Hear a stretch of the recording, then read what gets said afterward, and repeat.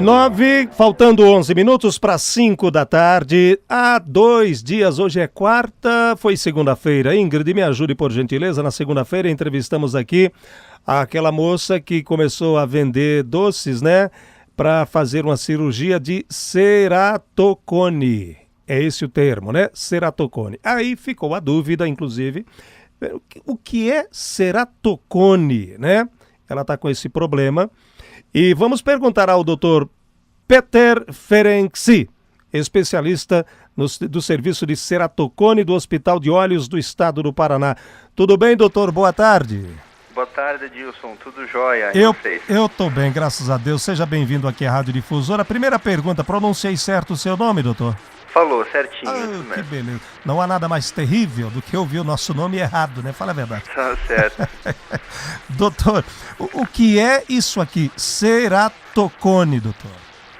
Veja só, a ceratocone é uma doença que afeta a córnea. A córnea é o primeiro meio transparente dos nossos olhos. Quando a gente vê uma pessoa, né, com os olhos coloridos, olho marrom, olho azulado, antes dessa parte colorida, que é a íris, existe a córnea, e é uma lente transparente natural. Às vezes, essa córnea ela pode ter uma deformidade, tanto na sua espessura como no formato da córnea, e isso causa grau de diversos tipos. Pode causar miopia ou astigmatismo. Então, o paciente que tem ceratocone, ele vai enxergar embaçado. Na verdade, esses são os sintomas principais do ceratocone. Esse enxergar embaçado, que o senhor falou, é independentemente se estiver longe ou perto do objeto, doutor? Isso. Como o ceratocone ele vai causando um abaulamento progressivo da córnea, geralmente o paciente ele tem sintomas de astigmatismo. E o astigmatismo ele prejudica tanto a visão de longe como a visão de perto. Certo. Qual é a origem dessa doença, doutor? Então, existem fatores genéticos e também certos estudos mencionam etiologia idiopática, sem uma causa definida. Mas tudo que tem de mais moderno em estudo genético ainda tenta caracterizar anomalias genéticas que possam estabelecer a causa certinha dessa doença. É comum ou não é tão comum assim para quem tem problema de visão, doutor? A prevalência do ceratocone está em cerca de 1 a cada 20 mil pessoas.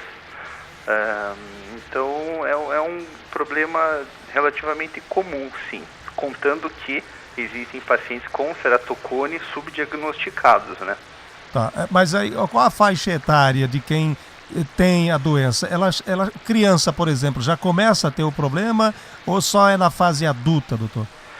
Sim, na verdade, crianças podem apresentar o problema, sim, mas a faixa etária característica de apresentação de sintomatologia do ceratocone é na faixa da puberdade e adolescência.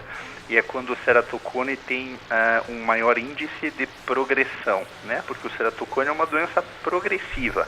Ele pode ser estável, né? Mas ele geralmente progride e vai causando aumento do grau. Mas geralmente é nessa faixa da puberdade e adolescência.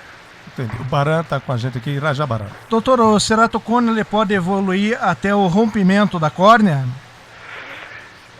Na verdade, o que acontece? Como há um abaulamento progressivo da córnea, esse abaulamento, imagine quando a gente enche uma bexiga, a bexiga ela vai ficando cada vez mais fininha até o momento em que ela estoura, né?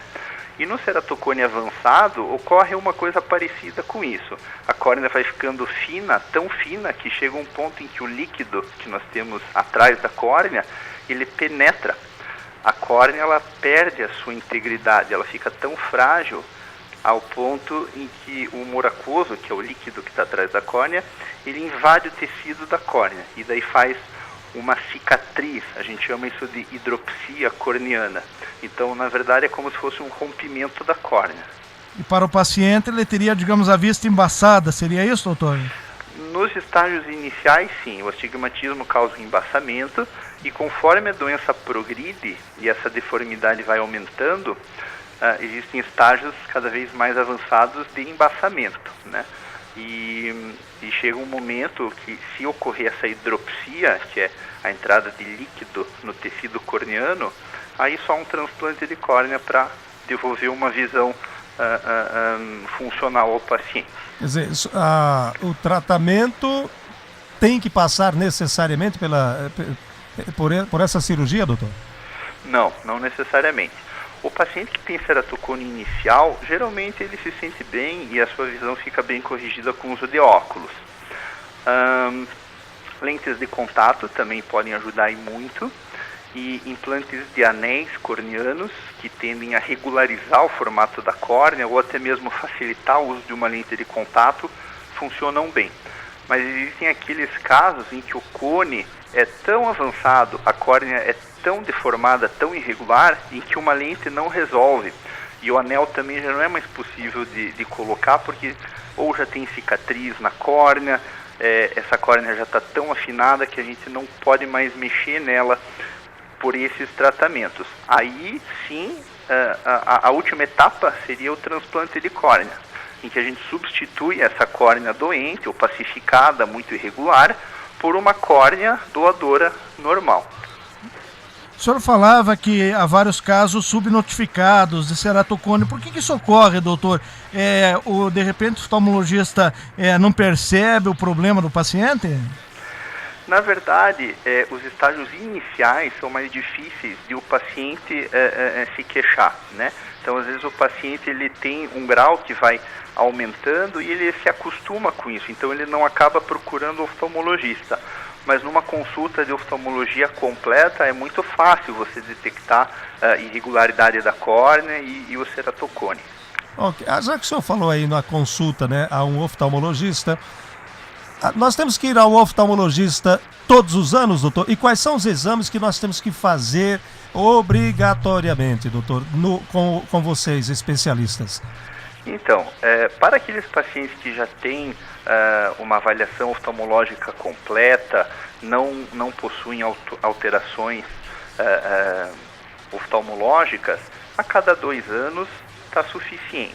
Aqueles pacientes que têm grau, usam óculos ou lente de contato, aí precisam de um acompanhamento mais de perto. E os exames básicos são o exame de refração, que é o exame em que a gente define o grau do paciente. Refração. Refração. Isso, quando a gente marca lá com o oftalmologista, eu quero fazer refração. Refração é o exame para verificar grau dos óculos. Ah. A biomicroscopia, que é um exame que vai avaliar a íris, a córnea, os detalhes da conjuntiva, se o paciente tem olho seco, se tem alguma inflamação em alguma região dos olhos. A aferição da pressão intraocular também é feita em toda consulta, e o fundo de olho.